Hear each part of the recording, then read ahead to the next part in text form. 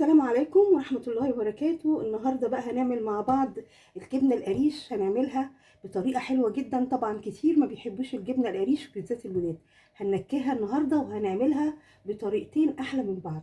أنا في البداية جايبة جايبة قطعة من جبنة القريش، ودي قطعة من الجبنة البراميل أو الدبل كريم لو بتحبوها. الطريقة الأولى بقى هنحط فيها الجبنة الحادقة. بص الجبنة دي أنا اللي عاملاها، هعملها لكم في البيت بطريقة سهلة وحلوة جدا.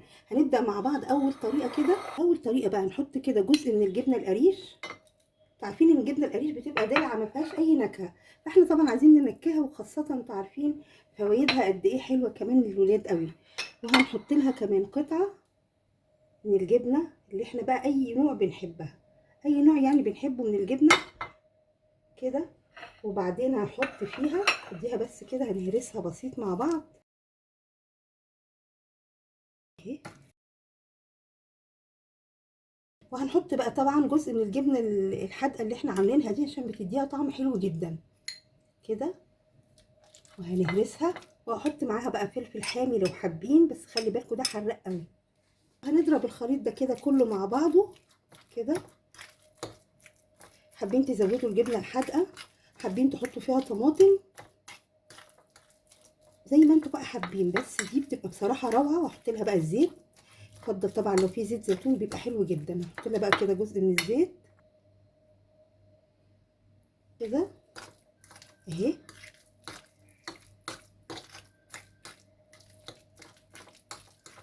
خلاص بص احنا قلبناها بقى، ونحطها بقى كده في طبق التقديم.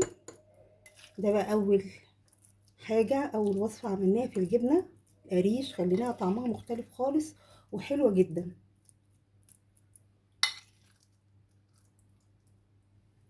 لو عايزين تحطوها في علبة تلاجة وتحطوها في التلاجة بتقعد فترة، بس حطوا لها حبة زيت حلوين علشان يحفظها، تاخدوا منها كل ما تحبوا. نحط لها بقى كده جزء من الفلفل، حاجة بس يديها شكل كده، واحط لها كمان رشة كده بسيطة من الزيت كده. افضل بقى كمان لو زيت زيتون بيبقى حلو جدا. وتاني وصفة بقى كده من الجبنة القريش، برضو هنحط لها برضو قطعة كده من الجبنة القريش، وهنحط معاها برضو قطعة من الجبنة اللي احنا بنحبها برضو، وهنمكسهم مع بعض كده. هنقلب بقى الخليط كده على بعضه كده. وهنعمل فيها ايه بقى؟ دي بقى بصراحة بتبقى حلوة جدا، ودي كمان طالعة ترند اللي من دول بيعملوها كلهم بقى، بس بيضيفوا لها الفلفل الاحمر، الفلفل الاحمر الحلو، يحطوا في الفرن يشووه، يحطوا معاه توم برضو يشووه. فانا ما بحبش الطريقة دي علشان طعم التوم بيبان، فانا هحط لها النهارده. بصوا دي هريسة انا بعملها حلوة جدا، وهصورها معاكم. دي بعملها بطريقة جميلة جدا، انا هعملها نكهة التوم فيها بتبقى حلوة، وبيبقى ملهاش النكهة اللي ما بنحبهاش في التوم. هنضيفها بقى كده على الجبنة وهنقلب. بص عاملة ازاي في منتهى الروعة، وريحتها طبعا حلوة جدا، وريحة التوم فيها بصراحة حلوة جدا.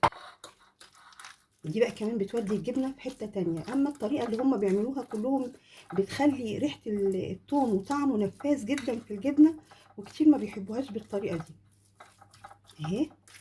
حابين بقى نكتر، لو احنا حابين اللون يبقى اكتر واوضح هحط لها كمان معلقه. ونحط له زيت برده، لازم لما نيجي نحطه في التلاجة. انا بحطه في الفريزر، والبطرمان اللي انا بطلعه استخدمه بخليه بقى في التلاجة، بس ببقى حاطه له زيت كتير. وهنقلب كده،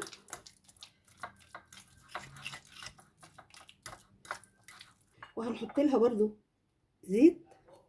بصوا بقى كمان جميله ازاي، بس على فكره اللون بتاعها بصراحه مظلوم مع الكاميرا. بقى كده في طبق التقديم بقى، دي بصراحه في منتهى الروعه. دي بقى اللي طالعه ترند اليومين دول، وبيعملوها بالفلفل العادي بصراحه مع الثوم بصراحه مش بتبقى لطيفه. انصحكم تجربوا دي.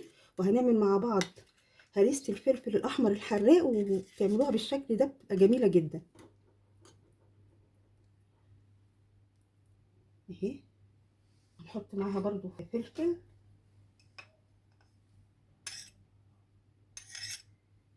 وهنحط عليها برضو زيت زيتون كده. بصوا بقى الجمال. وكمان بصوا لو هنجيب بقى العيش ده حلو جدا للدايت، ونحط له بقى كده الجبنه عليه، حلو جدا. تشربوا جنبها كده فنجان شاي، حاجه في منتهى الروعه اهي. جربوا بقى الوصفتين احلى من بعض، ان شاء الله تعجبكم باذن الله، وتعملوها على طول بالطريقه دي حلوه جدا بتاعه هريسه الفلفل الاحمر. والميكس اللي عملناه من الجبنه الحادقه. الجبنه القريش هنا طعمها مش هيبقى موجود خالص. ان شاء الله تعجبكم باذن الله وتجربوها على طول. اشوفكم على خير. السلام عليكم ورحمه الله وبركاته.